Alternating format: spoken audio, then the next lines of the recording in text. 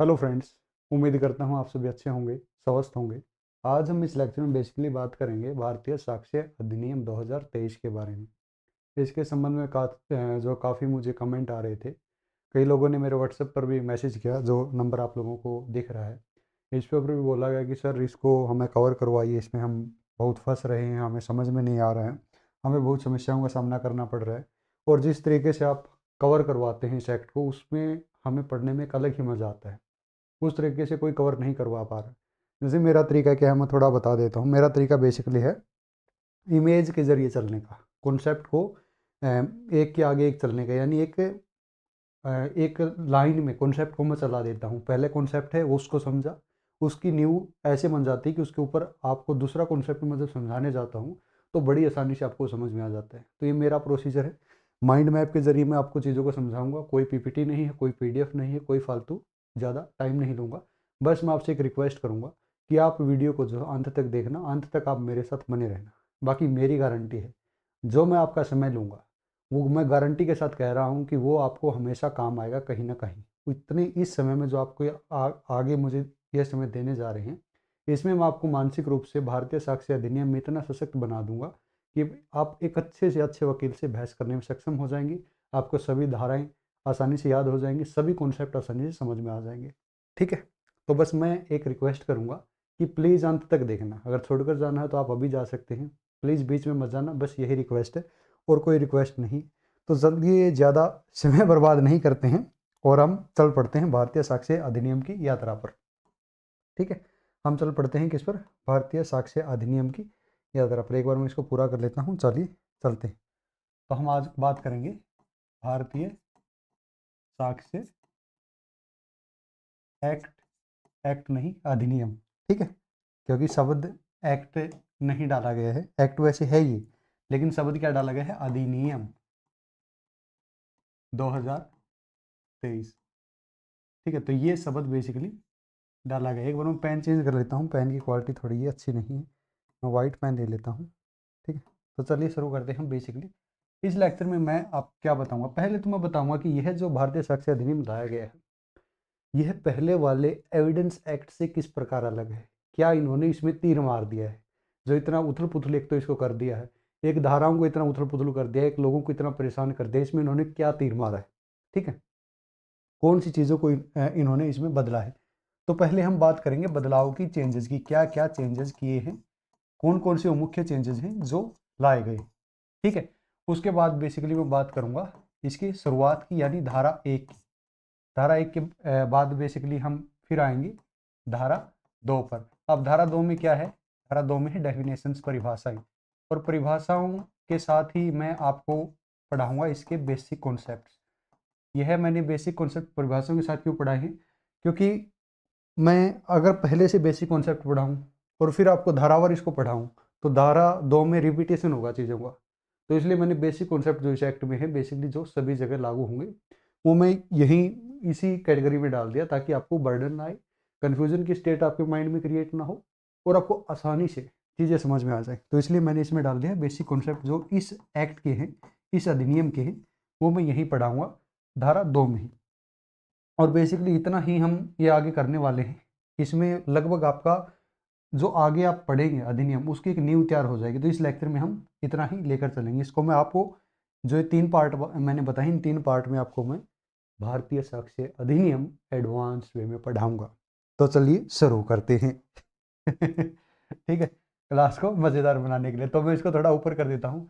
अब देखिए इन्होंने क्या तीर मारे हैं। पहले तो हम इनके तीर देख लेते हैं कि सर हमें बताइए इन्होंने क्या तीर मारे हैं। चलिए देख लेते हैं इन्होंने क्या तीर मारे हैं। एक मिनट, इसको मैं कर देता हूँ, रुकिए रुकिए, चलिए। ठीक है, तो एक बार इनके तीर देख लेते हैं। तो बदलाव क्या किए गए हैं? बदलाव तो एक तो हमारे उपनिवेशिक शासक था, उपनिवेश का शासन था, कॉलोनियल रूल था, ब्रिटिश राज था। ठीक है, तो जो वो एक्ट बना था इंडियन एविडेंस एक्ट, वो है बहुत ही पुराना था।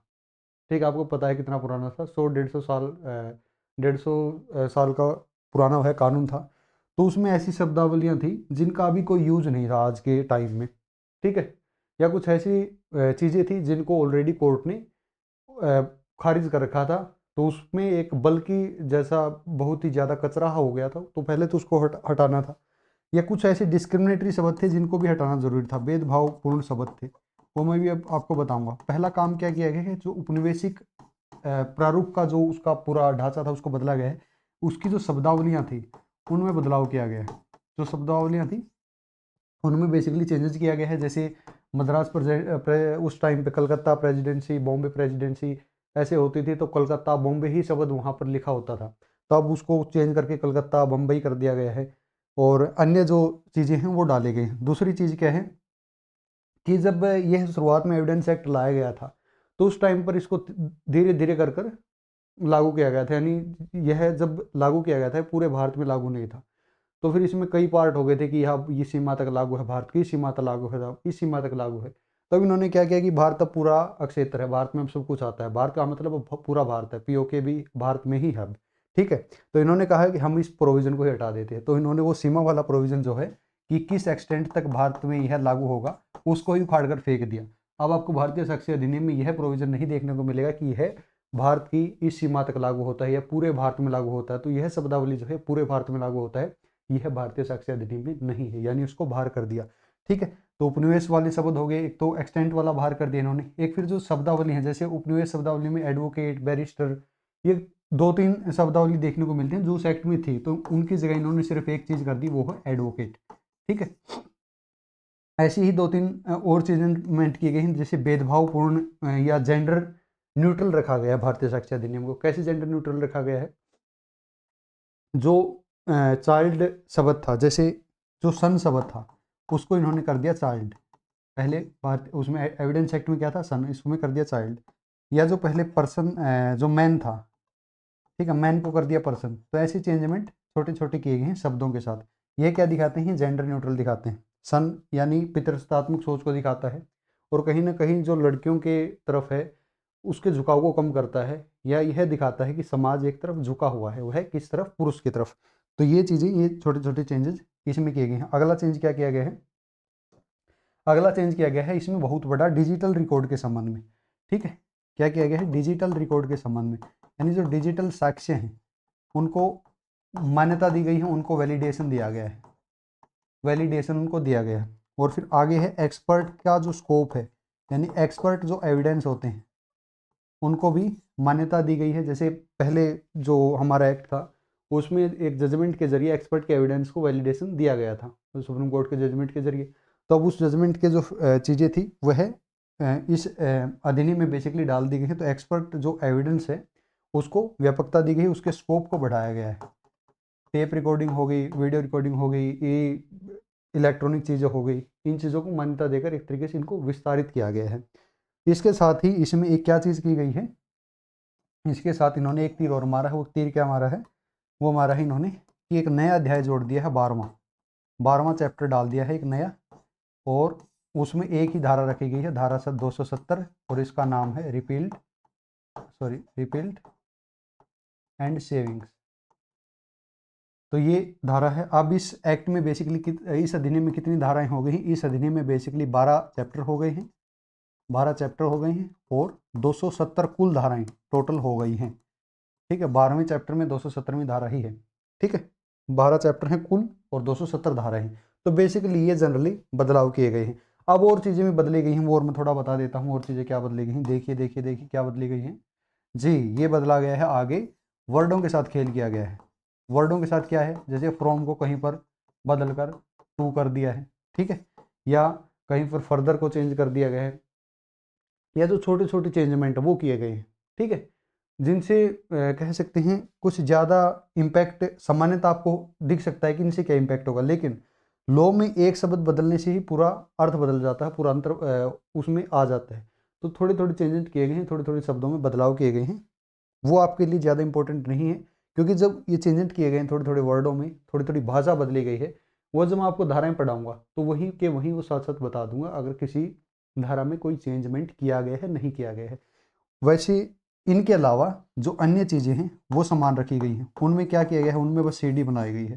सीडी से मेरा मतलब क्या है, उनमें क्या बनाएगी, सीडी, यानी पहले ये धारा 24 थी तो अब ये धारा 29 हो गई है, मतलब ऊपर नीचे सारी धाराएं हो गई हैं। उनमें आगे सिर्फ एक ही चीज़ आपको देखने को मिलेगी, अगर मैं टेबल बनाऊंगा तो नो चेंज, कोई चेंज उनमें नहीं किया गया है, कॉन्सेप्ट वही है, धारा वही है, सिर्फ उसका नंबर बदल गया है।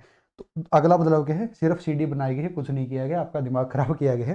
तो ये बेसिकली बदलाव भारतीय साक्ष्य अधिनियम 2023 में किए गए हैं। तो चलिए अब आगे चलते हैं। तो ये हो गया बदलाव वाला सेक्शन। इसको मैं एक बार थोड़ा सा छोटा कर देता हूँ ताकि आपको समझने में आसानी रहे। अब हम बेसिकली चलते हैं आगे धाराओं पर। जो धारा है, मैं एक बार पेन चेंज कर लेता हूँ मेरा। जो धारा है 1, अब हम उस पर चलते हैं। ये धारा 1 ऐसे लिख लीजिए। धारा 1 बेसिकली बोलती है कि यह कहाँ लागू होगा, एप्लीकेशंस के बारे में बताती है।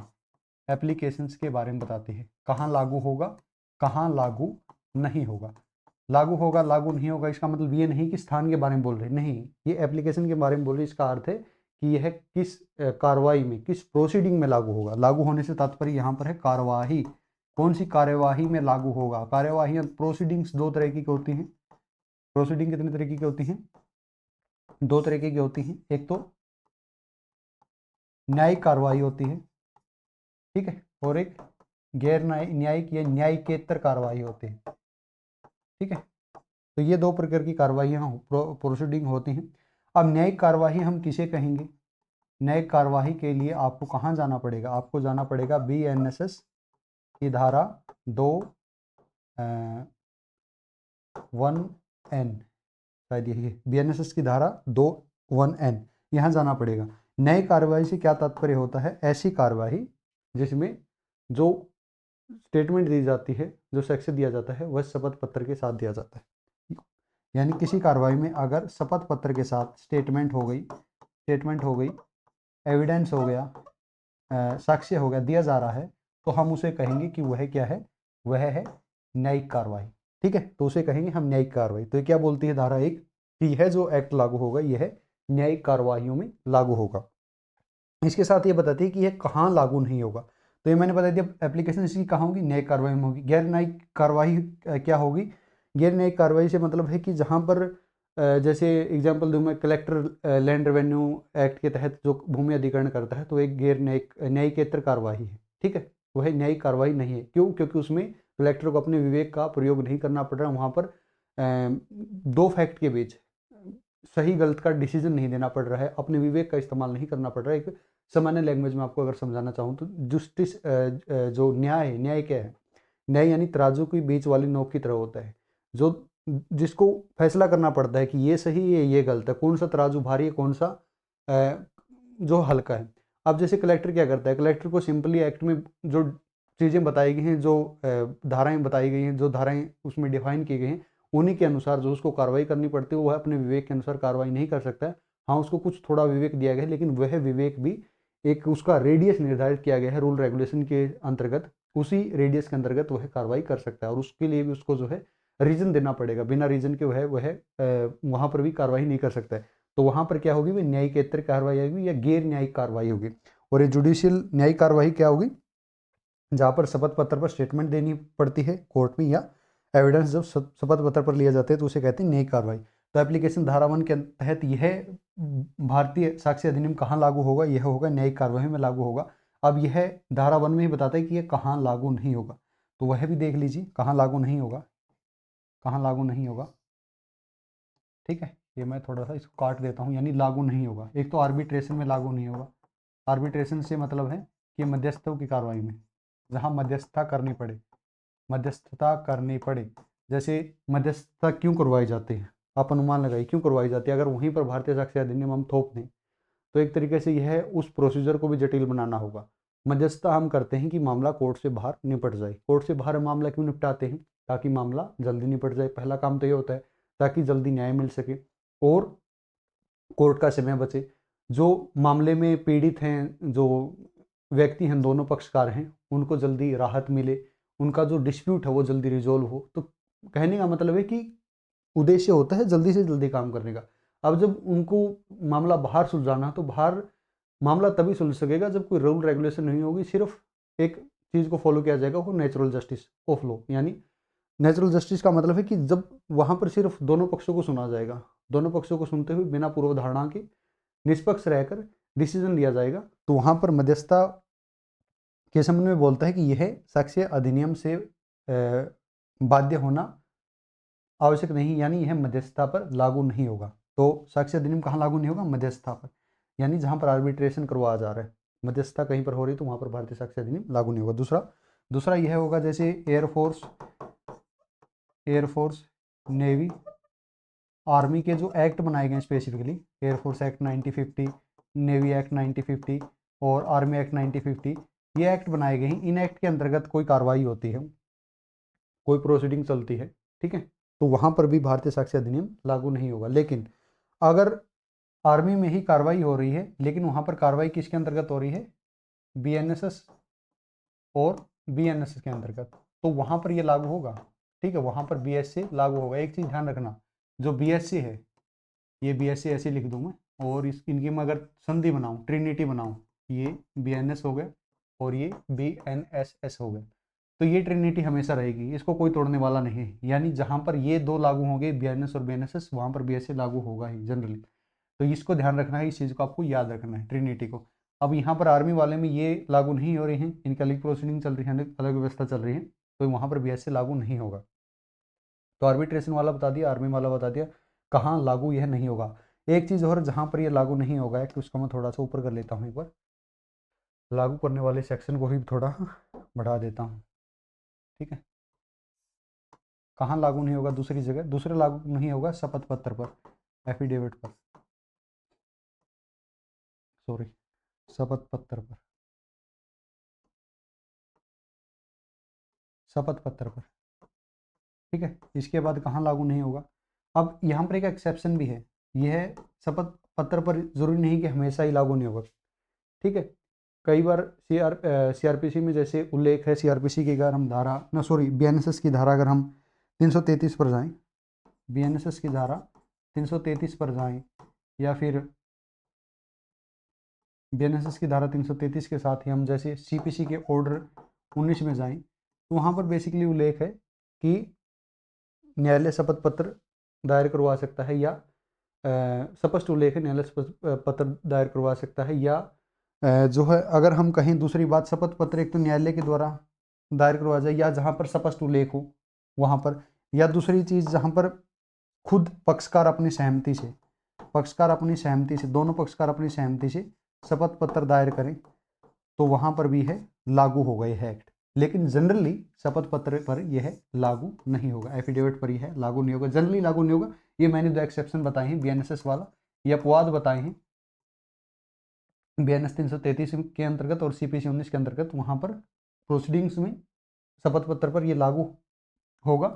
लेकिन ठीक है, यह पहला अपवाद ये हो गया, और दूसरा अपवाद ये, पक्षकार जब अपनी सहमति से चाहें तो वहाँ पर भी है लागू होगा, ठीक है। तो ये दो एक्सेप्शन है, बाकी जनरली शपथ पत्र पर यह लागू नहीं होगा।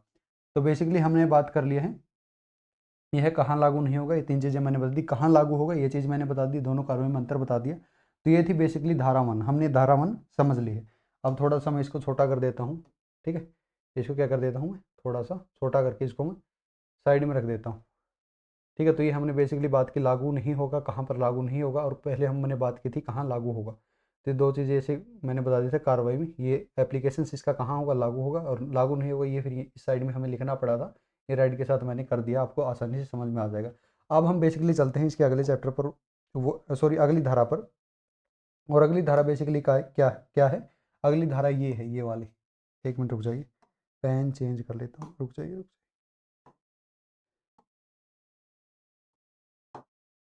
ठीक है, अगली धारा है, अगली धारा है ये धारा 2, इसको मैं इस तरफ ले जाता हूँ, धारा 2।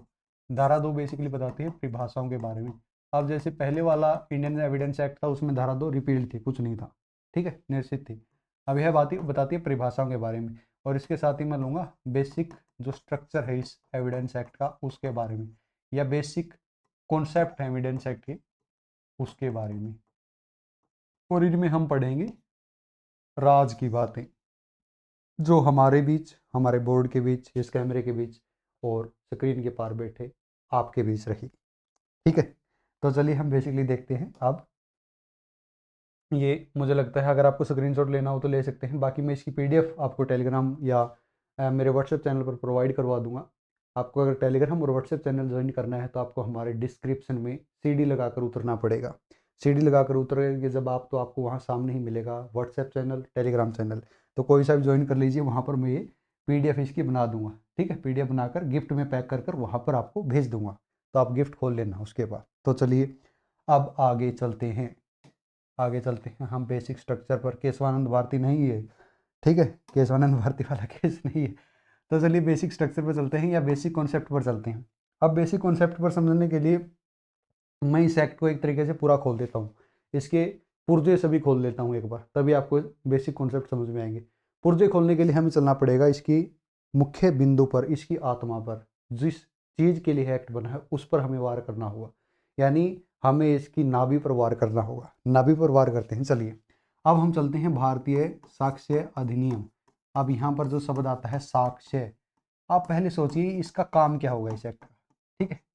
इस एक्ट का काम क्या होगा? भारतीय साक्ष्य अधिनियम, यह एक्ट क्यों लाया गया होगा? हम चलिए क्वेश्चन करते हैं, क्यों लाया गया होगा, इसका क्या काम होगा, ठीक है, क्या काम होगा? क्या इसके बिना काम नहीं चल सकता था कि इसे लाना पड़ा?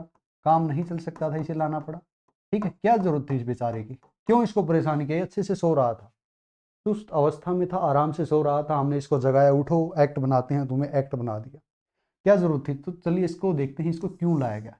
तो देखिए जब हम कोई न्याय करते हैं, कोई डिस्प्यूट को देखते हैं, तो डिस्प्यूट कब होता है, ठीक है, डिस्प्यूट कब होता है? डिस्प्यूट ऐसी जगह पर होता है जैसे ये एक महिला है ए, ठीक है, ये एक व्यक्ति है बी, ये एक व्यक्ति है सी। डिस्प्यूट कब होगा? डिस्प्यूट होगा जब यह भी इसके ऊपर दावा करे, यह भी इसके ऊपर दावा करे, यह बोले बी ये मेरी पत्नी है, सी बोले ये मेरी पत्नी है।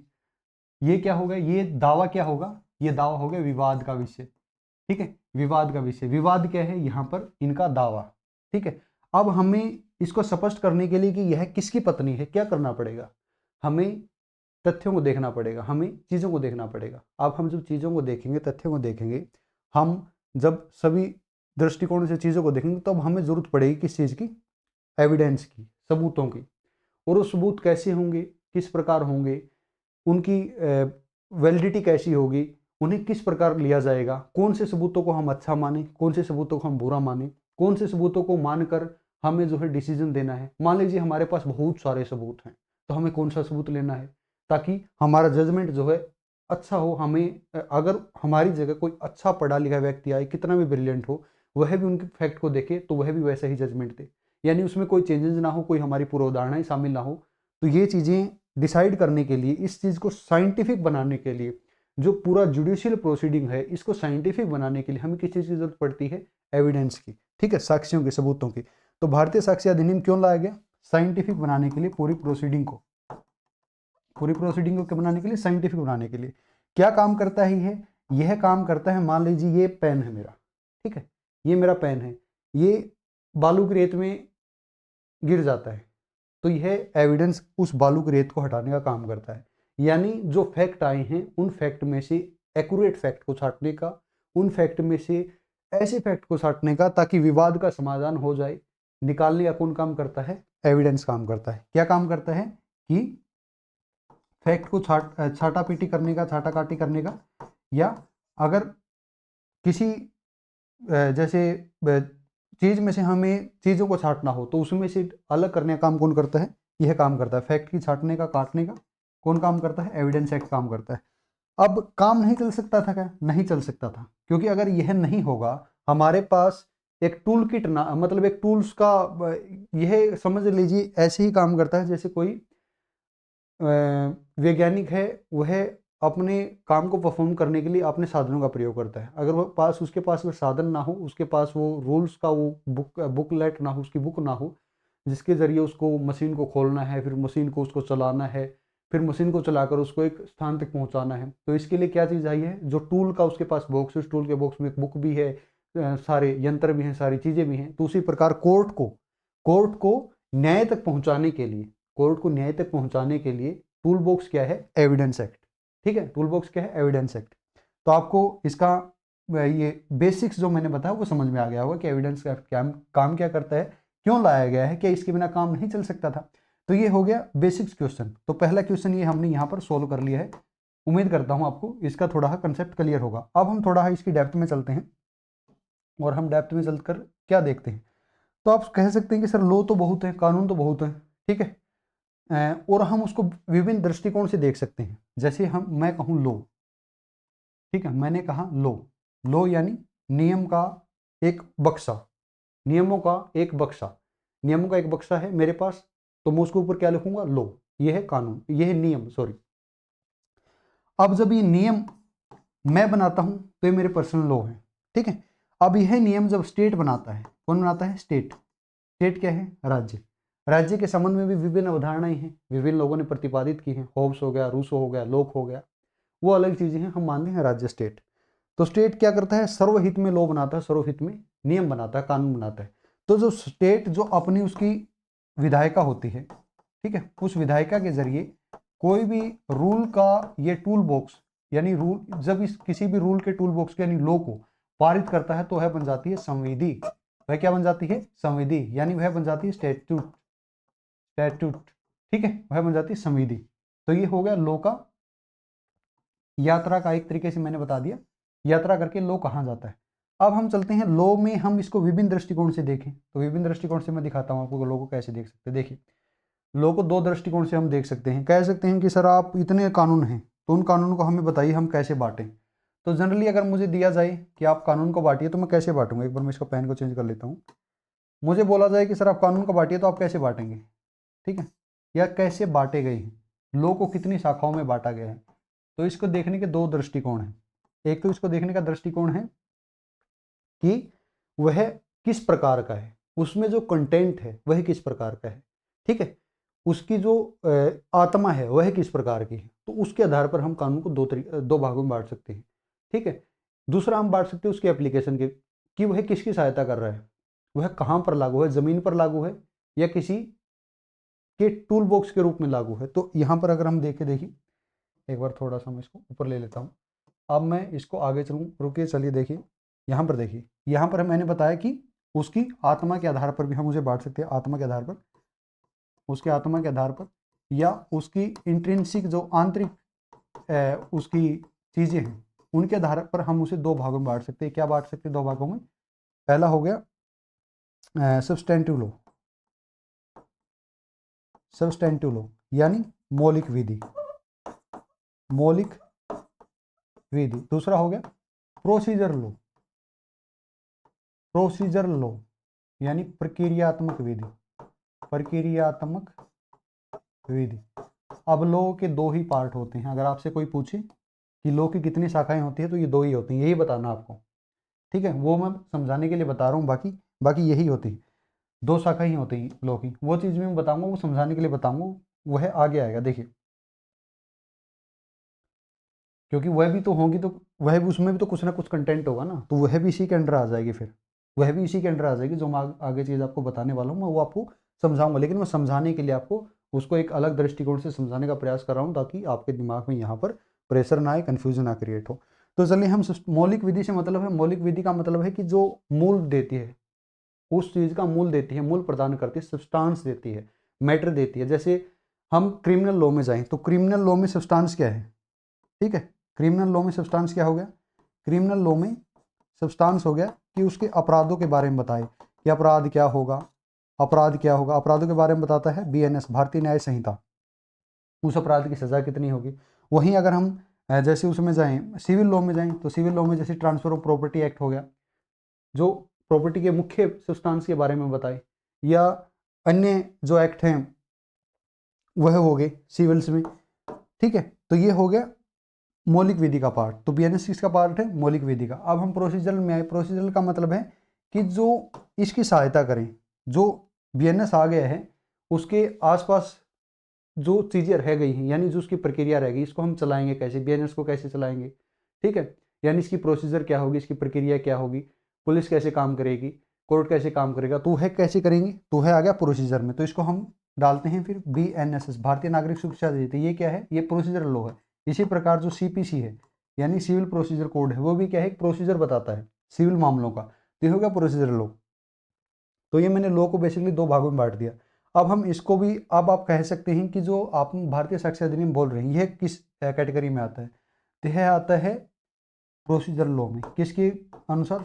सुप्रीम कोर्ट का एक मामला है, दातक सेवा का मामला है, उसके अनुसार यह आता है प्रोसीजर लॉ में, ठीक है, प्रोसीजर लॉ में BSA भारतीय साक्ष्य अधिनियम को रखा गया है।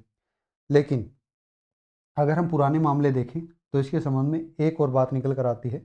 वह क्या आती है निकल कर बात, रुक जाइए, वह बात निकल कर आती है, अब मैं दूसरा कॉन्सेप्ट आपको समझाता हूँ। लॉ में एक कॉन्सेप्ट और होता है, वो मैं आपको बताता हूँ, रुक जाइए एक बार, इसको मैं, एक कॉन्सेप्ट और होता है लॉ में, उसको और बता देता हूँ। वह कॉन्सेप्ट होता है लेक्स फोरी और लेक्स लोसाई। अब लेक्स फोरी का मतलब है कि वह फोरम पर लागू होगी। वह विधि कहाँ लागू हुई? फोरम पर। फोरम से मतलब है कोर्ट, ठीक है। लेक्स लोसाई का मतलब है कि वह लैंड पर, संबंधित अक्षेत्र पर लागू होगी। संबंधित अक्षेत्र पर क्या होगी? लागू होगी। वह विधि संबंधित क्षेत्र पर लागू होगी। तो जो इंडियन एविडेंस एक्ट है या भारतीय साक्ष्य अधिनियम है वो क्या है? लेक्स फोरी लॉ है। क्या है? फोरम, कोर्ट, यानी किस पर लागू हो रही है? कोर्ट पर। मैंने बताया आपको किसके टूल बॉक्स से है, ये किसका टूल बॉक्स है? कोर्ट का। कहाँ लागू हो रही? कोर्ट में। ये किसी क्षेत्र में लागू नहीं होती है, ये जनरली कहाँ लागू हो रही? कोर्ट में। यानी कोर्ट को जब न्याय करना हो तो किसकी सहारे की जरूरत पड़ती है? भारतीय साक्ष्य अधिनियम की। तो यह क्या है? एक लेक्स फोरी लॉ है, ठीक है। क्या है? क्या है? लेक्स फोरी लॉ है। क्या? BSA, भारतीय साक्ष्य अधिनियम। अब यह मैंने बताया बेसिकली लागू होने के आधार पर। कहाँ लागू हो रही है? बेसिकली क्षेत्र में लागू हो रही है। जैसे IPC क्या है हमारी, BNS क्या है, भारतीय न्याय संहिता क्या है? वह है लेक्स लोकाई, लेक्स लोकाई। और जो मैंने पहले वाला एक कंपैरिजन किया है कि लॉ की जनरली क्या कितनी शाखाएं होती हैं, तो जनरली 2 शाखाएं मानी जाती है, या तो वो प्रोसीजरल होगा या वह सब्सटेंसिव होगा। अब जब इन दोनों को आप मिक्स करेंगे, इन चीज़ों को, इन दोनों चीज़ों को मैं अगर मिक्स करूँ, इन दोनों को कंपैरिजन करूँ, तो जो ये वाली चीज़ है ये इसमें आ जाती है, इसमें समा जाती है। कैसे समा जाती है? जैसे लेक्स फोरी लॉ है। लेक्स फोरी लॉ क्या चीज़ बता रहा है? ये एप्लीकेशन को बता रहा है, लागू होने के आधार पर बता रहा है। यह बाद वाली चीज़ को बता रहा है। पहले क्या बनेगा? पहले लॉ बनेगा, ठीक है। पहले क्या बनेगा? पहले बनेगा लॉ, कानून बनेगा पहले, ठीक है। उसके बाद उसकी एप्लीकेशन आएगी, ठीक है।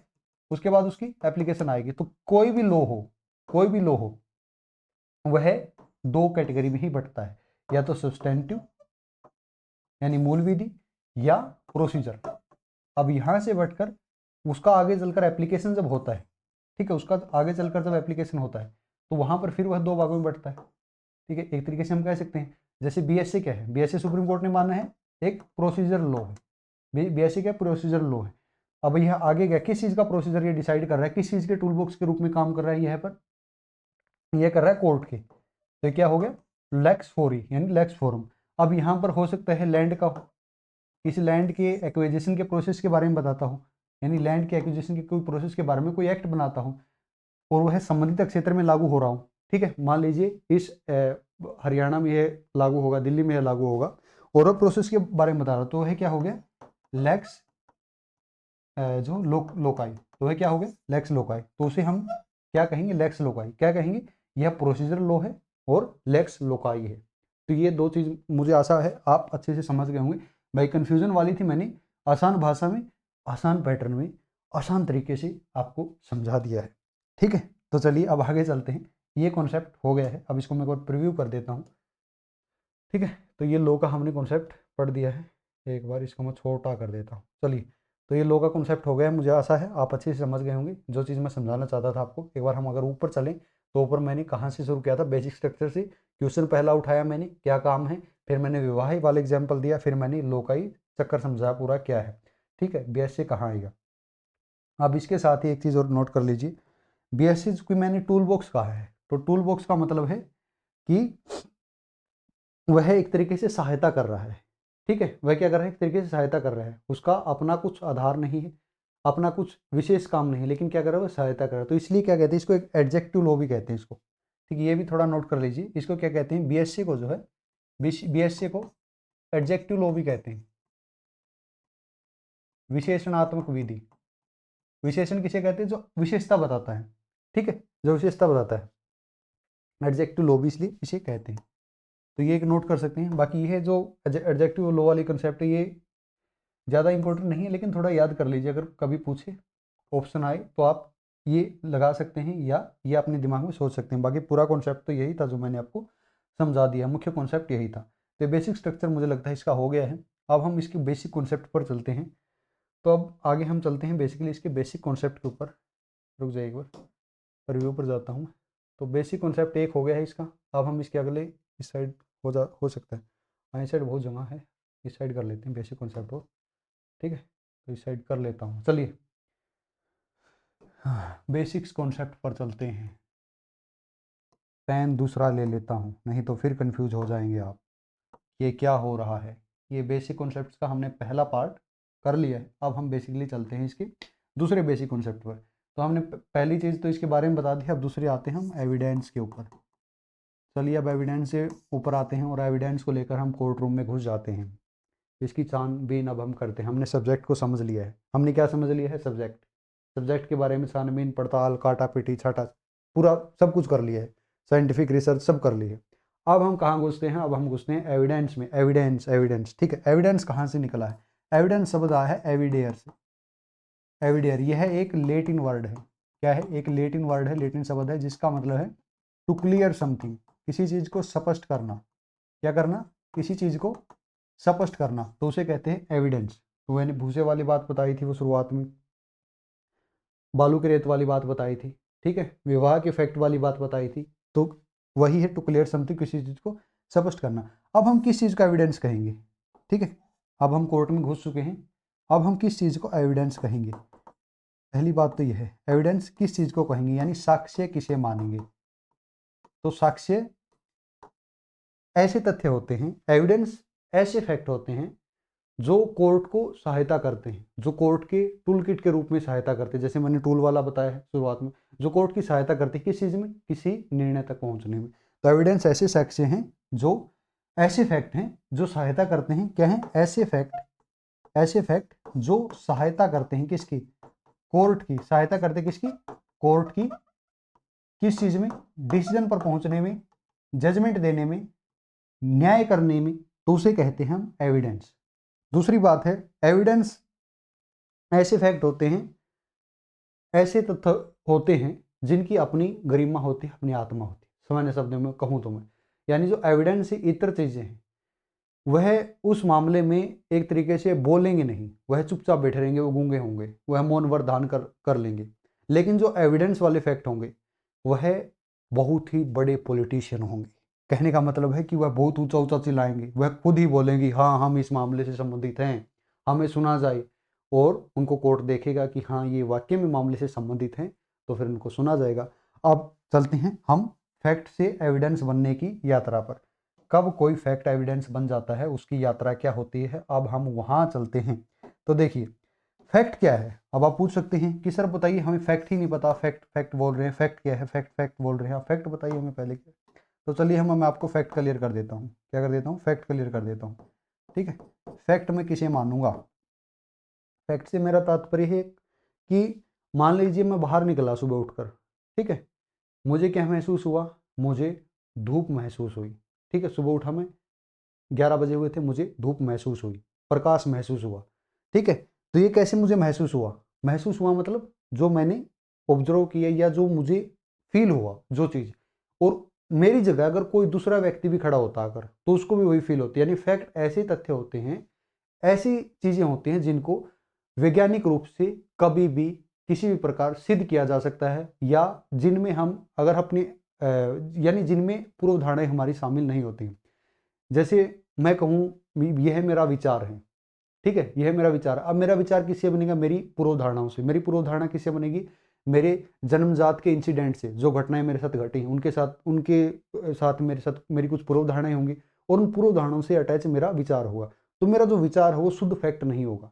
वो कब तक शुद्ध फैक्ट नहीं होगा? जब तक मैं मेरा विचार रख देता हूँ, ठीक है। मेरा विचार मैंने रख दिया, अब कोई मेरे लेवल का ही व्यक्ति, मेरे इंटेलिजेंस के लेवल का ही व्यक्ति अपना विचार उस ऑब्जेक्ट के ऊपर रखता है, और अगर हमारे ऑब्जेक्ट में जो विचार, ऑब्जेक्ट के ऊपर हमने जो विचार रखा है उसमें जितनी सिमिलैरिटी है उसको हम एक तरीके से फैक्ट मान सकते हैं। लेकिन लॉ में ऐसे नहीं चलता। लॉ में मैं आपको सामान्य तरीके से समझाऊंगा। सामान्य तरीके से कैसे समझाऊंगा कि हम फैक्ट किसे माने। तो मैंने जैसे सुबह उठने वाला एग्जाम्पल दिया है कि प्रकाश आपने क्या किया? महसूस किया, ठीक है। हम शास्त्रों में देखेंगे तो हमारी जो 5 इंद्रियां हैं उनसे जो चीज़ हम महसूस करें तो समझ लीजिए वो फैक्ट है। जैसे मेरी जेब से मैंने अमरूद चखा, मैंने चखा मीठा है, तो ये क्या, अमरूद मीठा है, ये क्या हो गया, मेरा फैक्ट हो गया। जैसे यहाँ पर मेरे चोट लगी, ठीक है, तो मैंने महसूस किया कि मैं चोटिल हुआ, तो ये क्या हो गया, फैक्ट हो गया। तो फैक्ट का क्या मतलब है कि जो आप अपनी इंद्रियों से महसूस कर सकते हैं, ठीक है, वह फैक्ट हो गया, वह क्या हो गया, फैक्ट हो गया। अब जब यह एविडेंस कैसे बनता है, ये फैक्ट, एक बार थोड़ा इसको ऊपर कर देता हूँ। अब ये फैक्ट एविडेंस कैसे बनता है, यह फैक्ट गया फिर आपके पास, आपको इसने पकड़ लिया, ठीक है, और बोला कि ठीक है, तुझे मैं कोर्ट में लेकर जाऊंगा क्योंकि तू मुझे न्याय दिलवाएगा, ठीक है। हम कोर्ट में जाते हैं, हम क्या करते हैं कि ये चीज़ें मेरे साथ हुई थी, मैंने ये चीज़ें देखी हैं, तो मैं इस घटना में जो है मुआवजे का अधिकारी हूँ, मतलब मुआवजे का जो है एक तरीके से हिस्सा रखता हूँ, या कह सकते हैं आप मैं पीड़ित हूँ, या कह सकते हैं, या आप किसी चीज़ को साबित करने के लिए क्या करते हैं, आपने फैक्ट रखते हैं, फैक्ट आप पकड़ेंगे, जो चीज़ें आपके साथ हुई हैं, जो घटना है उससे संबंधित तथ्य आप उनको कोर्ट में बताएंगे। जैसे मैंने विवाह वाला एग्जाम्पल दिया था, विवाह में जो दोनों का डिस्प्यूट है, दोनों का डिस्प्यूट कहाँ लेकर जाएंगे, वो कोर्ट में लेकर जाएंगे, यानी दोनों अपने अपने फैक्ट पकड़ कर लेकर जाएंगे। अब जब दोनों अपने अपने फैक्ट पकड़ कर ले जाएंगे कोर्ट में, तो यह फैक्ट जब कोर्ट में पेश करेंगे, यह फैक्ट जब कोर्ट में पेश करेंगे, कोर्ट में पेश करेंगे, तो देखा जाएगा कि यार ये कहीं ऐसी वैसी चीज़ तो नहीं पकड़ कर लेकर आ गया है, ठीक है, या कहीं ऐसा फैक्ट तो नहीं पकड़ कर लेकर आ गया है जिनका कोई यूज ही नहीं है। तो कोर्ट देखेगा, क्या देखेगा कि जो फैक्ट पकड़ कर लाया है यह किस कैटेगरी में आता है। तो यहाँ पर फैक्ट की छानबीन होगी, फैक्ट रेलेवेंट है, फैक्ट क्या रेलेवेंट है, इररेलेवेंट है,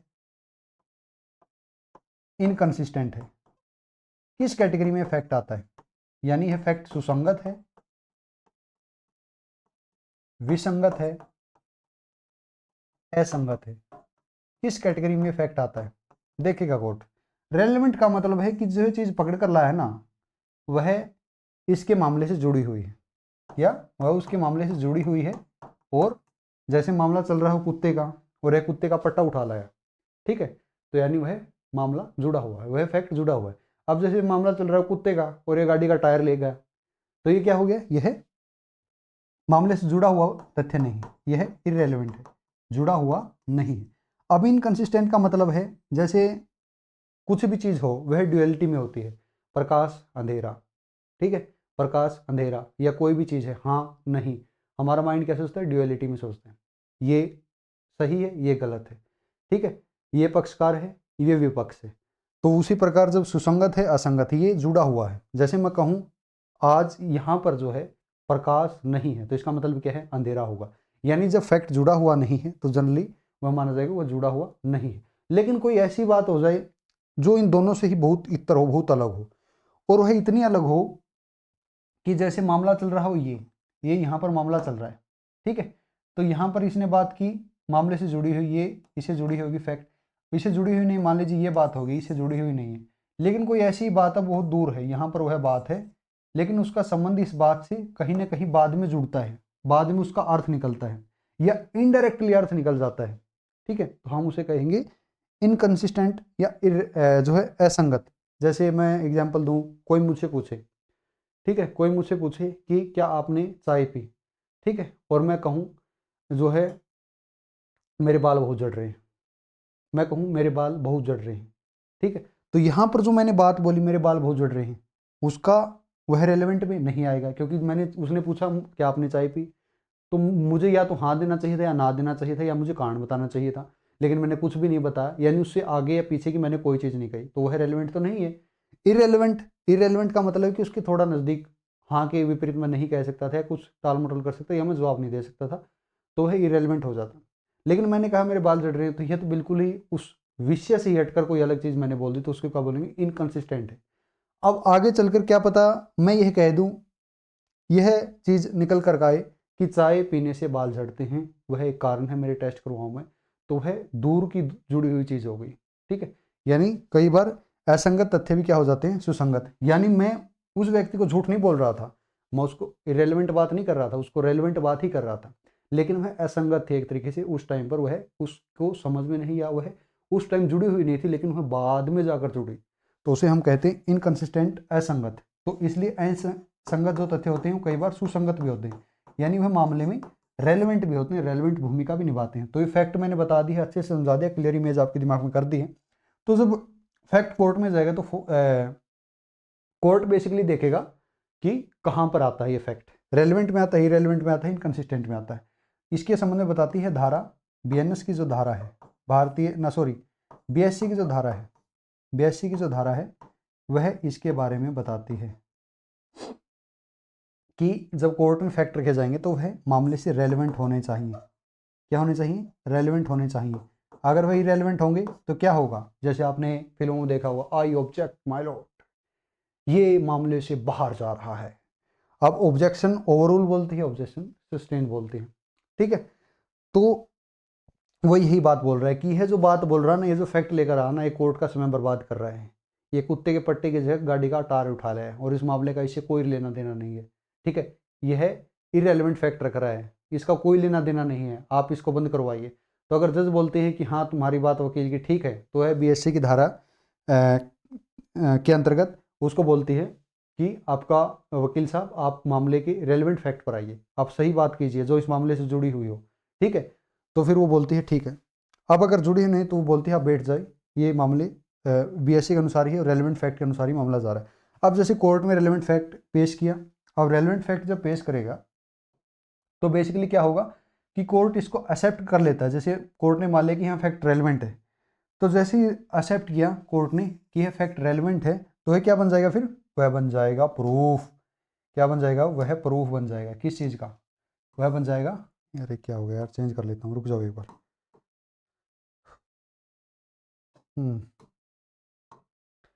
वह बन जाएगा प्रूफ।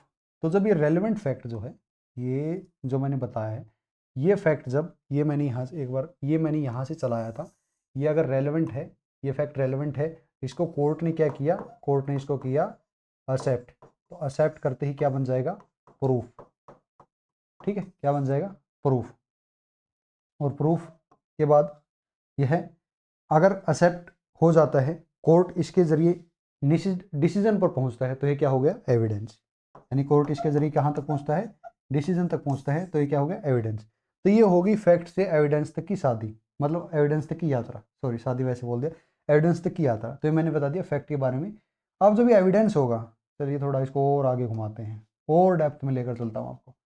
अब ये जब एविडेंस होगा, ठीक है, मज़ा आ रहा होगा मुझे लगता है आप लोगों को, ठीक है, मज़ा आ रहा होगा। ऐसा नाच किसी ने नहीं नचाया होगा जैसे मैंने एविडेंस एक्ट को नचा दिया है।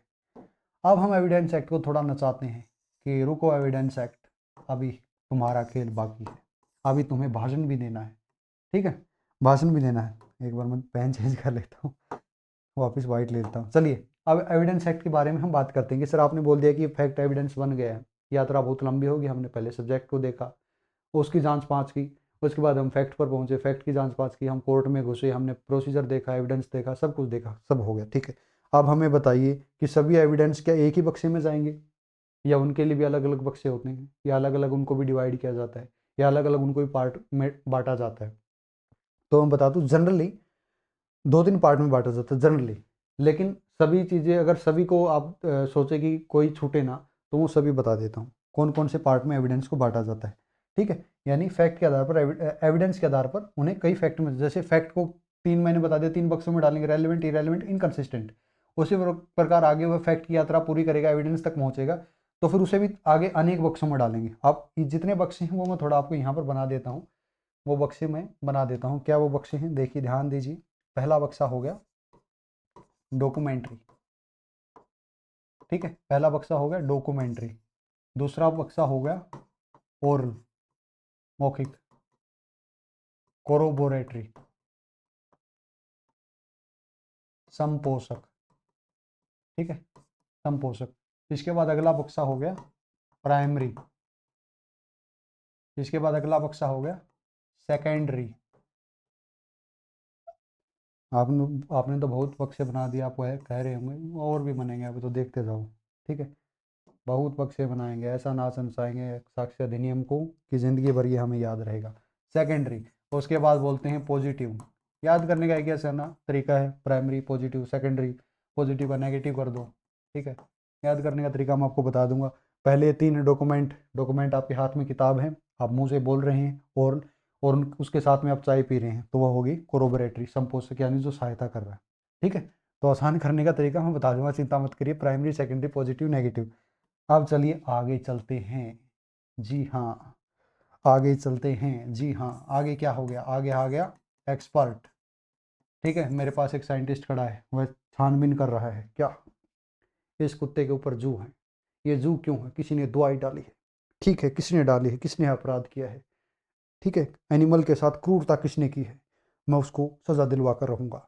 इस कुत्ते के पास खून के धब्बे भी पड़े हैं, क्या यहाँ पर किसी के साथ कुछ बुरा व्यवहार हुआ है। ठीक है, मैं जांच कर रहा हूँ। यानी यह क्या है, जांच के साथ आते हैं, इनको खोजा जाता है, ये ऐसे नहीं निकलते, इनको खोजा जाता है। साइंटिस्ट जैसे रिसर्च करते हैं वैसे इनको रिसर्च कर कर ढूंढा जाता है। और भी बताऊंगा, मून बक्से में इनके एक्सप्लेन भी करूंगा मैं, पहले मैं इनके पहले बता देता हूँ एक बार। फिर आता है इलेक्ट्रॉनिक, जो अभी व्यापक किया गया भारतीय साक्ष्य अधिनियम में, इलेक्ट्रॉनिक। इसके बाद क्या आता है, इसके बाद जी आता है, इसके बाद जी आता है इलेक्ट्रॉनिक के बाद आता है सर्कमस्टांशियल। सर्कमस्टांशियल जिसे अंग्रेज बहुत यूज करते थे। ठीक है, सर्कमस्टांशियल, सर्कमस्टांशियल एविडेंस। सर्कमस्टांशियल यानी परिस्थिति जन्य तथ्य। ठीक है, अब कोई व्यक्ति कोर्ट में खड़ा होकर बोले कि जिस दिन मैं गोवा गया था। ठीक है, जैसे अब अगर हम उसकी दृश्यम मूवी वाला एक एग्जाम्पल लें, अब वो बोले कि मैं जिस दिन गोवा गया था 2 अक्टूबर 3 अक्टूबर की कहानी दोहराए, ये चीज़ें करें, तो बोले कि उस दिन बारिश हो रही थी। सर्कमस्टांशियल तथ्य, परिस्थितिजन्य तथ्य, वह बोले कि उस दिन बारिश हो रही थी। ठीक है, उस दिन गोवा में बारिश हो रही थी और मैं पहुंचा था करीब 11 PM पर, रात की 11 बज रही थी, बारिश हो रही थी, तेज हवा चल रही थी। ठीक है, जो यह चीज़ बता रहा है, ये कुछ लोग सोचते हैं कि कोर्ट को कैसे पता चलेगा, ऐसे झूठ बोल देता हूँ, लेकिन वहां पर क्या काम आता है, सर्कमस्टांशियल एविडेंस का जो कॉन्सेप्ट है ये काम आता है। तो जो परिस्थितियां बता रहा है, इन परिस्थितियों को वेरीफाई किया जाएगा। क्या किया जाएगा, इनको वेरीफाई किया जाएगा और देखा जाएगा कि जो चीज़ ये बोल रहा है वो वाकई में सच है या नहीं। जो चीज़ें इस मामले में हैं, जो परिस्थितियाँ इसने बताई, क्या बस वही हैं, या इसमें उन फैक्ट को डाला जाता है जिनमें परिस्थितियों का ज़्यादा रोल होता है, यानी जहाँ पर अन्य एविडेंस इतने काम में नहीं आते हैं, लेकिन सिचुएशन ही अपने आप बता देती है कि हाँ यह अपराधी है, यह निर्दोष है, यह इस मामले में तथ्य हैं, यह चीज़ें हैं। जैसे कोई बोले कि उस दिन बारिश थी, तेज हवा थी, लेकिन जब मौसम विभाग से चीज़ों को चेक करवाया गया तो वहाँ पर पता चला कि उस दिन तो बहुत अच्छी धूप निकली हुई थी, या उस दिन तो कोई बारिश ही नहीं हुई थी, कोई तेज हवा नहीं थी। तो इसका मतलब क्या बोल रहा है, ये झूठ बोल रहा है। तो यहाँ पर यह क्या आ गया, सर्कमस्टांशियल एविडेंस, यह सिद्धांत आ गया, यह काम आता है सर्कमस्टांशियल एविडेंस का। अब हम चलते हैं बाकी इलेक्ट्रॉनिक अभिलेख है। इलेक्ट्रॉनिक में क्या हो गया, टेप रिकॉर्ड हो गया, वीडियो रिकॉर्डिंग हो गई, ऑडियो रिकॉर्डिंग हो गई। ठीक है, ये चीज़ें क्या होंगी, इलेक्ट्रॉनिक एविडेंस में आएंगी। यानी कोई टेप रिकॉर्ड कोर्ट में लेकर आया है, अब तो वैलिडेशन दे दिया है, कोई लेकर आया है सबूत के तौर पर, तो उसे किस कैटेगरी में बांटेंगे, सबूत की किस कैटेगरी होगी, वह इलेक्ट्रॉनिक एविडेंस की वह कैटेगरी। रिकॉर्डिंग ठीक चल रही। एक्सपर्ट, एक्सपर्ट का मतलब वही जांच से, जिन्हें जांच कर निकाला जाए, जिन्हें खोज कर निकाला जाए, यानी जिन्हें ढूंढा जाए। ठीक है, जिन्हें ढूंढा जाए, लेकर लेंस पता ना चले। ठीक है, तो होते हैं जांची, जैसे खून के धब्बे वगैरह हो गए। ठीक है, खून घटना पर मिले खून के धब्बे हो गए, या वेपन जो यूज होते हैं। ठीक है, जैसे कहीं पर डकैती की गई है, तो उस डकैती में मान लीजिए जो चीज़ यूज हुई है, जैसे बैंक को लूटने के लिए, CCTV कैमरे को तोड़ने के लिए जो वेल्डिंग मशीन यूज हुई है, कटर जो यूज हुआ है, वो मिल जाएं, तो वह किस कैटेगरी में आएंगे, वह आएंगे एक्सपर्ट की कैटेगरी में। उनको खोजा जाएगा, उनको देखा जाएगा, उन अनयूज्ड वेपन को, सॉरी यूज्ड वेपन को, यूज्ड वेपन को। ठीक है, अब हम आते हैं नेगेटिव पर। नेगेटिव से मतलब क्या है, नेगेटिव से मतलब है कि वह फैक्ट जो पॉजिटिव और नेगेटिव का एक सा संबंध है, इनको दोनों को साथ में समझेंगे। जैसे ये हो गया फैक्ट, ठीक है, ये मैंने रखा, जैसे वही एग्जांपल लेते हैं, ये ए हो गई, ये बी हो गया, ये सी हो गया। ठीक है, ये बी हो गया, ये सी होगा, ये भी बोलता है इसको ए को कि ये मेरी पत्नी, तो इसके लिए जो फैक्ट रखता है ये हो गए पॉजिटिव फैक्ट। ये जो चीज़ें लेके आता है हो गए पॉजिटिव फैक्ट। अब सी इसको विरोध करता है कि ये इसकी पत्नी नहीं है, और इसके संबंध में जो फैक्ट रखता है वह हो गया नेगेटिव फैक्ट। यानी किसी मामले में, विवाद में, पक्षकार जब अपने पक्ष को साबित करने के लिए जो फैक्ट रखता है वह हो गए पॉजिटिव फैक्ट, और जब सामने वाला अपोजिट वाला उसको नकारने के लिए कोई फैक्ट रखता है तो हो गए नेगेटिव फैक्ट, यानी नेगेटिव एविडेंस की श्रेणी में आएंगे। अब हम बेसिकली आते हैं सेकेंडरी। सेकेंडरी का मतलब क्या है, सेकेंडरी किसी चीज़ को हम कब कहते हैं, ठीक है, सेकेंडरी यानी फोटोकॉपी। एक तरीके से कहते हैं, मेरा अगर कोई मैं क्लोन बनाऊं तो वो मेरा क्या हो गया, सेकेंडरी हो गया। ठीक है, कोई चीज़ मूल दस्तावेज मेरे पास है, ठीक है, मूल वेद है मेरे पास, क्या है, वेद मूल है। अब उन वेदों की मैं फोटो कॉपी निकालूं तो क्या होगी, सेकेंडरी। कोई मेरा क्लोन बना दे, कोई मेरा क्लोन बना दे तो वह क्या हो गया, सेकेंडरी, यानी वह सेकेंडरी एविडेंस। यानी ऐसे एविडेंस जो है किसी दूसरे से ड्राइव हुए हों, जो ओरिजिनल ना हो या जो वैसे ना हो जैसे वह एग्जिस्ट होने चाहिए थे, यानी वह किसी दूसरे की कॉपी हो। अब हम बेसिकली आते हैं प्राइमरी। प्राइमरी एविडेंस यानी ओरिजिनल, आपके सामने मैं खड़ा हूँ तो मैं प्राइमरी हूँ, ठीक है, मेरा क्लोन है तो सेकेंडरी एविडेंस होगा। तो प्राइमरी का मतलब क्या है, ओरिजिनल, ठीक है, कोई दस्तावेज है उसकी मूल कॉपी है, वेद मेरे पास ओरिजिनल है, तो क्या है वह प्राइमरी एविडेंस। ठीक है, इसके बाद हम आते हैं कोरोबरेटरी। कोरोबरेटरी का मतलब क्या है कि जो सहायता लेता है, ठीक है। कोरोबरेटरी क्या होते हैं, बेसाखी होते हैं। क्या होते हैं, बेसाखी। बेसाखी आपने देखी होगी ना, कोई व्यक्ति एक्सीडेंट हो गया, ठीक है, कोई व्यक्ति एक्सीडेंट हो गया, उसकी टांगी फ्रैक्चर्ड हो गई, अब वह खुद चल नहीं सकता बेचारा, उसको क्या चाहिए, बेसाखी। यानी कोरोबरेटरी यानी संपोषक, जो सहारा देते हैं, जो सहायता देते हैं, ऐसे एविडेंस जिनका अपना कोई यूज नहीं है, ठीक है, उनका कोई अपना यूज नहीं है। बैसाखी का अपना क्या यूज होता है, कोई यूज नहीं होता, वो स्वयं उठकर चाय पीने थोड़ी जाती है। बैसाखी आपने देखी है कि किसी व्यक्ति के पास बैठी हो और उठकर चाय पीने चली गई हो। तो इसका मतलब कोरोबरेटरी एविडेंस जो होता है उसका अपना कोई यूज नहीं होता, वह दूसरे को संपोषित करता, सहायता देता है। यानी जो यहाँ पर एविडेंस आएगा उसे हम कहेंगे कि वह कोरोबरेटरी है, अगर वह किसी दूसरे तथ्य को, दूसरे एविडेंस को संपोषित कर रहा है, उसको सहारा दे रहा है, उसको वेरीफाई करवाने में उसको मदद कर रहा है, तो हम उसको बोलेंगे संपोषक, कोरोबरेटरी फैक्ट है। उसके बाद आता है ओरल। ओरल का मतलब है कि मौखिक। अब मौखिक से तात्पर्य क्या है, मौखिक से तात्पर्य है कि जो बोलकर प्रत्यक्ष दिया जाता है, यहाँ पर क्या है, प्रत्यक्ष। मौखिक एविडेंस का मतलब है कि आप अपने अनुभव के आधार पर बता रहे हैं, क्या करें, आप अपने अनुभव के आधार पर बता रहे हैं, आप कोई सुनी सुनाई बात नहीं बोल रहे हैं, आपने वह चीज़ अनुभव की है, यानी वह फैक्ट है। ठीक है, अब अगर मान ली मैं सुनी सुनाई बात कर रहा हूं तो वह फैक्ट, तो वह प्रारंभिक रूप से तो फैक्ट ही नहीं है, तो फैक्ट ही नहीं है तो एविडेंस कैसे बनेगा, जो मैंने पूरी यात्रा आपको बताई है। तो यानी पहली चीज़ क्या होनी चाहिए, प्रारंभिक रूप से वह प्रत्यक्ष होना चाहिए। ठीक है, प्रत्यक्ष होना चाहिए, ठीक है, आपका अनुभव होना चाहिए, मौखिक रूप से आप जो गवाही दे रहे हैं वो आपका अनुभव होना चाहिए, तो ये हो गया ओरल एविडेंस। अब हम आते हैं डॉक्यूमेंट्री। डॉक्यूमेंट्री का मतलब है जो किसी चीज़ के ऊपर दर्ज है, किसी चीज़ पर लिखित है, लिखित है, दर्ज है, उसे हम कहेंगे डॉक्यूमेंट्री एविडेंस। ठीक है, तो ये बेसिकली एविडेंस को मैंने इतने पार्ट में डिवाइड कर दिया है। तो हमने क्या कर लिया, छानबीन कर ली, कोर्ट में घुस गए, फैक्ट देख लिए, एविडेंस देख लिए। जी हाँ, ये बेसिक स्ट्रक्चर बता रहा हूँ, ये चीज़ें हो गई। धारा 1 से चले थे, धारा 2 इतनी लंबी हो गई, हमें पता नहीं था हम कहाँ फंसा दिया आपने सर, आप बोल रहे होंगे ये हमारे साथ आपने क्या कर दिया। ठीक है इतना लंबा कौन पढ़ाता है, ऐसे ऐसे कौन क्वेश्चन करता है, इतना डेप्थ में कौन जाता है। तो ये पूरा माइंड मैप हो गया, मैं आपको दिखा रहा हूँ एक बार, कहाँ से हम चले थे, कहाँ हम पहुँच गए, कहाँ के थे, कहाँ रह गई। तो चलिए, अब तो और भी यात्रा बाकी है, अब और आगे चलते हैं। देखिए, ये चीज़ें हो गई हैं, पहले हमने लो को देखा, इसकी आत्मा को देखा, इसको खोला, फिर हम फैक्ट पर गए, ये फैक्ट वाला पूरा हो गया। उसके बाद हम एविडेंस पर गए, तो लो फैक्ट एविडेंस ये पूरा हो गया है। धारा 1 मैंने पहले बता दी थी, चेंजेस मैंने बता दिए थे, इमेज दिमाग में चल रही होगी। ठीक है, सो इमेज को आगे बढ़ाते हैं। चलिए, इमेज को आगे कहाँ बढ़ाते हैं, अब हम बेसिकली चलते हैं इस एविडेंस एक्ट में जो चीज़ हैं जो जज को ध्यान में रखनी है न्याय देते समय, जिन चीज़ों का हमेशा जज को ध्यान रखना है, क्या करते समय, न्याय देते समय। ठीक है, जज क्या ध्यान रखेगा, वो जज ध्यान रखेगा, मैं आपको थोड़ा बता देता हूँ। एक बार मैं पेन चेंज कर लेता हूँ। तो जज क्या ध्यान रखेगा, कौन सी ऐसी चीज़ें हैं जो इस एक्ट में बहुत इंपॉर्टेंट है, जो इस एक्ट में बहुत ही ज़्यादा महत्वपूर्ण है। अगर वो चीज़ें इस एक्ट से निकाल दी जाए तो समझ लीजिए इस एक्ट का बेड़ा पार नहीं हो पाएगा।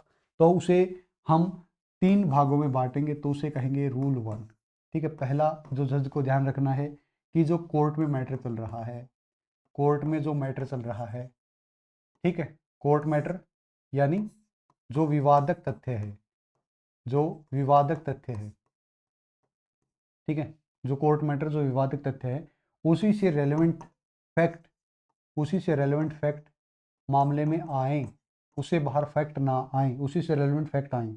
ठीक है, अगर उससे बाहर फैक्ट आते हैं तो जज का यह काम है कि उन्हें रोके, वकीलों को रोके कि आप बाहर जा रहे हैं। यह काम इस मामले से जुड़ा हुआ नहीं है। जो मैंने यहाँ पर बताई थी कि फैक्ट आएगा, कोई भी कुछ भी फैक्ट पकड़ लाएगा ऐसे तो, ठीक है, कोई भी कुछ भी बोल देगा, तो जज को क्या देखना है कि किस डिब्बे में जा रहा है। रेलेवेंट डिब्बे में जा रहा है तभी परमिशन अलो करेगा, तो इस दो अन्य डिब्बों में होगा तो उसको अलो नहीं करेगा। तो यहाँ पर जज का काम क्या है कि पहले मैटर को देखेगा कि यह विवादक तथ्य यानी जो मैटर चल रहा है उससे रिलेटेड है या नहीं है। पहला काम जज का यह है। दूसरा काम है कि रूल 2 है, रूल 2 है, जज देखेगा कि यह जो बात बोल रहा है यह क्या फैक्ट बनने के भी लायक है, ठीक है, यानी वह चीज जो है वह हियर से नहीं होनी चाहिए, यानी हियर से जो फैक्ट होंगे वह ग्राह्य एक्सेप्टेबल नहीं होगी। हियर से का मतलब है कि सुनी सुनाई बात, आपने वह चीज़ अनुभव नहीं की, आपने वह नहीं देखी, आपके दोस्त ने आपको बताया था कि वहाँ पर जो है आज फ्रिज फटा है, ठीक है, वहाँ पर आज फ्रिज फटा है, आपने वो सुन ली, आपने उसी के आधार पर गवाही दे दी कि हाँ मैंने देखा है वहाँ पर फ्रिज फटा था, तो ये क्या होगी, झूठी गवाही हो गई, ठीक है। तो हियर से जो एविडेंस है, फैक्ट है, वो ग्राह्य नहीं है, वो चीज़ें ग्राह्य नहीं, वो कोर्ट में एक्सेप्ट नहीं करनी है। दूसरा काम जज को ये करना है। तीसरा क्या करना है जज को, जज साहब को तीसरा काम करना है कि उनके पास हो सकता है बहुत सारे एविडेंस आ जाएं, ये भी एविडेंस आ गया, पॉजिटिव भी आ गया, सेकेंडरी भी आ गया, एक्सपर्ट भी आ गया, कोरोबरेटरी भी आ गया, ओरल भी आ गया, डॉक्यूमेंट्री भी आ गया, सब कुछ आ गया जज के पास। तो अब जज को कन्फ्यूजन होगी कि क्या करें यार, ठीक है, तो उसको समस्या क्रिएट होगी, तो वह जाएगा बीएससी की धारा 55 में, भारतीय साक्ष्य अधिनियम के 55 को वह पढ़ेगा। अब बीएससी की धारा 55 को पढ़ेगा तो उन्हें क्या देखना होगा, जज साहब को क्या देखना होगा कि देखेंगे क्या करें आप, बीएससी की धारा क्या बोलती है। तो उसको रूल 3 बताता है। रूल 3 कहता है कि सर्वोत्तम एविडेंस हमें लेने हैं, सर्वोत्तम एविडेंस हमें लेने हैं, कोई भी एविडेंस ऐसा ना हो जो सर्वोत्तम ना हो। दूसरी बात, रूल 3 बोलता है कि तथ्य हमेशा मौखिक होने चाहिए, प्रत्यक्ष होने चाहिए। अब यहाँ पर जो बीएससी की धारा मैंने 55 बताई है, ये 3 रूल मैंने बताई। पहला तो काम क्या है जज का कि मैटर में देखे कि चल क्या रहा है, उससे रिलेटेड रेलिवेंट फैक्ट कोई अलो करे। दूसरा देखे कि यह ग्राह्य चीज़ होनी चाहिए, यानी यह ऐसी नहीं होना चाहिए जो फैक्ट ही ना बनने के लायक हो, ठीक है, या यह हेयर से नहीं होना चाहिए, हेयर से का मतलब सुनी सुनाई बात नहीं होनी चाहिए। दूसरी चीज़ यह देखेगा। तीसरी चीज़ जज साहब देखेंगे कि मामला में जो एविडेंस आए हैं उनमें सर्वोत्तम एविडेंस कौन से हैं, ठीक है, उनमें से वह एविडेंस देखेगा, सर्वोत्तम देखेगा। सर्वोत्तम से तात्पर्य यहाँ पर क्या है कि सर्वोत्तम से मतलब है कि जो एब्सोल्यूट होने की, जिसकी पॉसिबिलिटी ज़्यादा हो, यानी जिसमें एरर कम से कम हो, एरर कम से कम होने की संभावना हो, या कह सकते हैं जिसमें अगर कोई दूसरा व्यक्ति भी आए उसमें साइंटिफिक ज़्यादा चीज़ें हों, साइंटिफिक ज़्यादा हों, ठीक है, वह प्रिजम्पशन पर बेस ना हो, वह अवधारणाओं के साथ बदला ना जाए, कोई दूसरा जज आकर डिसीजन दे और उन चीज़ों को तोले तो वह किसी दूसरे डिसीजन पर ना पहुंचे, उसमें ऐसे साइंटिफिक होने चाहिए। एरर कम से कम हो, एब्सोल्यूट हो, यानी उसमें बाद में कोई बदलाव किया जाना संभव ना हो। तो जितने भी एविडेंस हैं उन एविडेंस में देखेगा। पहले क्या चीज़ आती है ज़्यादा से ज़्यादा, इसमें क्या जो सर्वोत्तम आता है, जैसे आपके पास सब है तो आपके पास एक्सपर्ट एडवाइस वह सर्वोत्तम में आती है, ठीक है। एक्सपर्ट जो उन्होंने एविडेंस निकाले हैं, एक्सपर्ट ने खोजबीन कर वो साइंटिफिक हैं, जैसे रिपोर्ट हो गई, डीएनए रिपोर्ट हो गई, ये चीज़ें होंगी साइंटिफिक, सबसे ऊपर आएंगे, ठीक है, ये डॉक्यूमेंट की कैटेगरी में आ गए। एक्सपर्ट की कैटेगरी, एक्सपर्ट ने जो एविडेंस निकाले वो एक्सपर्ट की कैटेगरी में आ गई। अब किसी ने कोई गवाही दे रहा है कि जैसे हमारे पास डीएनए रिपोर्ट है, पहली बात तो ये, दूसरे पास एक व्यक्ति गवाही है, वह बोल रहा है कि नहीं यह व्यक्ति इसका पुत्र नहीं है, तो इन दोनों में सबसे ज़्यादा सर्वोत्तम वैल्यू किस चीज़ की है, डीएनए रिपोर्ट की, ठीक है। तो वहाँ पर किस एविडेंस को ऊपर रखा जाएगा, डीएनए रिपोर्ट को। तो इसी प्रकार अगर एविडेंस की बोरी हमारे पास आ जाए, पूरी आ जाए, तो उसमें 3-4 चीज़ें देखेंगे, एब्सोल्यूट कौन सा है, एररलेस कौन सा है, साइंटिफिक कौन सा है, हम उसको ऊपर रखेंगे। तो ये रूल 3, ये 3 नियम बेसिकली जज को ध्यान देने हैं जब वह कोर्ट में बैठे, ठीक है। अब इसमें धारा 55 में एक बार थोड़ा आपको बताता हूँ, भारतीय साक्ष्य अधिनियम की धारा 55 क्या कहती है वो भी थोड़ा मैं एक बार आपको बता देता हूँ। धारा 55 बोलती है बेसिकली कि एक तो एविडेंस जो होगा वो सर्वोत्तम होना चाहिए, एक वह मौखिक रूप से, प्रत्यक्ष रूप से होना चाहिए। क्या होना चाहिए, एविडेंस सर्वोत्तम होना चाहिए, और मौखिक अगर कोई एविडेंस है तो वह प्रत्यक्ष होना चाहिए। प्रत्यक्ष का मतलब यहाँ पर क्या है, प्रत्यक्ष का मतलब कि आपने अनुभव किया हो, वह फैक्ट होना चाहिए। एविडेंस बना है तो वह फैक्ट के थ्रू ही बना हो, ठीक है, वह फैक्ट होना चाहिए, यानी वह प्रत्यक्ष आपकी इंद्रियों द्वारा, आपके द्वारा अनुभव किया गया हो, तभी वह इस एक्ट के अंतर्गत जो है जज को अलो करने के लिए बाध्य करेगा। तो ये हो गया बेसिकली पूरा चक्कर। जज का भी मैंने बता दिया है, एविडेंस का बता दिया है, फैक्ट का बता दिया है। मुझे नहीं लगता अब इसमें कुछ बचा है, इसमें मुझे नहीं लगता अब कोई चीज़ ऐसी है जो बची है। तो सभी चीज़ें हो गई, मुझे लगता है रिकॉर्डिंग अच्छी लंबी हो गई है, ठीक है। कोई ऐसी चीज़ नहीं है जो मुझे लगता है अब बची हुई। और अब हम आगे जो इसका लेक्चर लेकर आएंगे, वह लेक्चर लेकर आएंगे धारा 2 पर। धारा 2 में जो चीज़ें बच गई उनके ऊपर, धारा 3 पर। तो इसके आगे देखिए कितना बड़ा माइंड मैप हो गया। ये लीजिए, ये होती है पढ़ाने की असली कला। मैं ऐसे पढ़ाता हूँ, ये होता है मेरा माइंड मैप के ज़रिए पढ़ाने का तरीका। एक बार क्विक रिवीजन कर लेते हैं, ठीक है, क्विक रिवीजन कर लेते हैं एक बार। तो हम चले थे जी, रुक जाइए एक बार, हम चले थे यहाँ से। हमने पहले क्या देखा?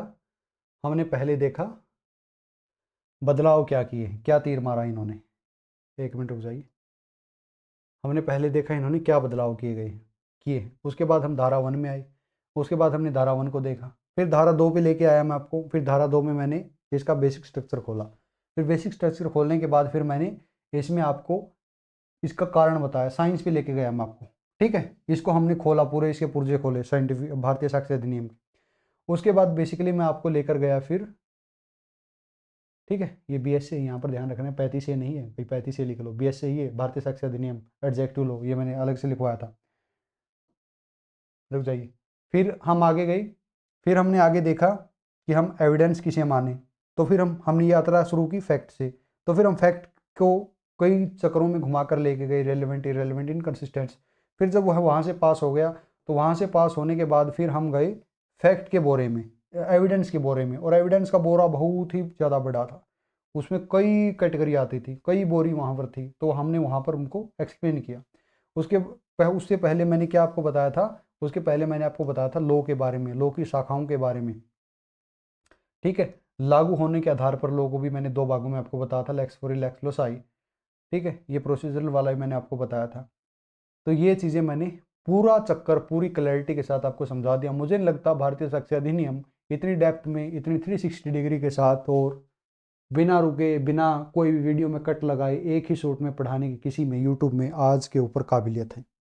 मैं ये ईगो में नहीं बोल रहा हूँ, लेकिन आपको पता है, आप स्टूडेंट हैं, आप कंपैरिजन कर सकते हैं लोग कैसे पढ़ाते हैं और मैंने कैसे पढ़ाया है, ठीक है। सिर्फ मैं मानता हूँ टीचर के पास, प्रोफेसर के पास 2 चीज़ें होनी चाहिए, एक पेन, एक स्मार्ट बोर्ड। अगर प्रोफेसर टीचर किताब खोल रहे हैं, किताब का सहारा ले रहे हैं, PPT खोल रहे हैं, तो मैं मानता हूँ कि आप टीचर बनने के, प्रोफेसर बनने के लायक नहीं हैं। आपको पहले पढ़ना चाहिए, पहली चीज़ों को समझना चाहिए, माइंड में पहले आपके पूरा चित्र छपा हुआ होना चाहिए, तभी आप सामने वाले के दिमाग में चित्र बनाने की काबिलियत रखते हैं, ठीक है। अगर आपके पास वो काबिलियत नहीं है, वो स्किल नहीं है, आप इतने अच्छे तरीके से इतनी डेप्थ में जाकर भी वापस गोता मारकर ऊपर नहीं आ सकते हैं, तो आप टीचर बनने के, प्रोफेसर बनने के लायक नहीं है। ये बात मैं इसलिए बोल रहा हूँ क्योंकि कुछ टीचर, कुछ प्रोफेसर भी मेरी वीडियो देख रहे होंगे, ठीक है। तो उनको मैं ये बोल रहा हूँ कि आप मुझसे सीखिए, जलिए मत, ठीक है। बुरे कमेंट भी वही लोग करते हैं, मुझे पता है, लेकिन मैं कह रहा हूँ आप मुझसे सीखिए, आप अच्छा पढ़ाइए, मुझसे भी अच्छा पढ़ाइए, लेकिन पढ़ाने को मजाक मत बनाइए। आपने मजाक बना दिया है, ठीक है। आपने इसको एक तरीके से धंधा बना दिया है, कोई भी कुछ भी नहीं कर रहा है तो वो टीचर बन जाता है। इससे हमारा भी जो है नाम बदनाम होता है। जैसे मैं इतना पढ़ा रहा हूँ तो मुझे इतनी वैल्यू नहीं मिलेगी, मेरे साथ में कई क्लोन खड़े हो जाएंगे, कई प्रोफेसर क्लोन खड़े हो जाएंगे। प्रोफेसर को बोलना तक नहीं आता है तो मैं पढ़ाने की तो बात ही छोड़ दीजिए। तो ये ज़्यादा नहीं है, लेकिन मैंने डेप्थ में पढ़ा है। उम्मीद करता हूँ आपको मेरे लेक्चर आगे भी ऐसे ही पसंद आएंगे। अगर आप यहाँ तक पहुँच गए हैं तो आप अपने आप दिल से पूछ सकते हैं, अपने दिमाग से पूछ सकते हैं, जो वादा मैंने आपको शुरू में किया था वो मैंने फुलफिल आपको कर दिया है, ठीक है। पूरा चक्कर पूरी मानसिक क्लैरिटी के साथ आपको पढ़ा दिया है। अब आप जीवन में इसे कभी नहीं भूलेंगे, ये मैं आपको वादा कर रहा हूँ। तो इसी के साथ मैं आपसे एक रिक्वेस्ट करता हूँ कि इस चैनल को सपोर्ट कीजिए, वीडियो को लाइक कीजिए, अगर आप चाहें तो शेयर कीजिए, सब्सक्राइब कर लीजिए। अगर आपको आगे भी वीडियो कोई देखनी है, कहीं पर कोई समस्या है तो अजीत दलाल आगे सर्च कर लीजिएगा। कोई और समस्या आ रही है, पढ़ने में कोई समस्या आ रही है, मेरा नंबर आपको व्हाट्सअप नंबर है, इस पर आप मैसेज छोड़ दीजिए, मेरी टीम मुझे बता देगी, मैं आपसे संपर्क कर लूँगा, ठीक है। तो फिर मिलते हैं अगली वीडियो में, तब तक बने रहिए, जुड़े रहिए। जय हिंद, जय भारत।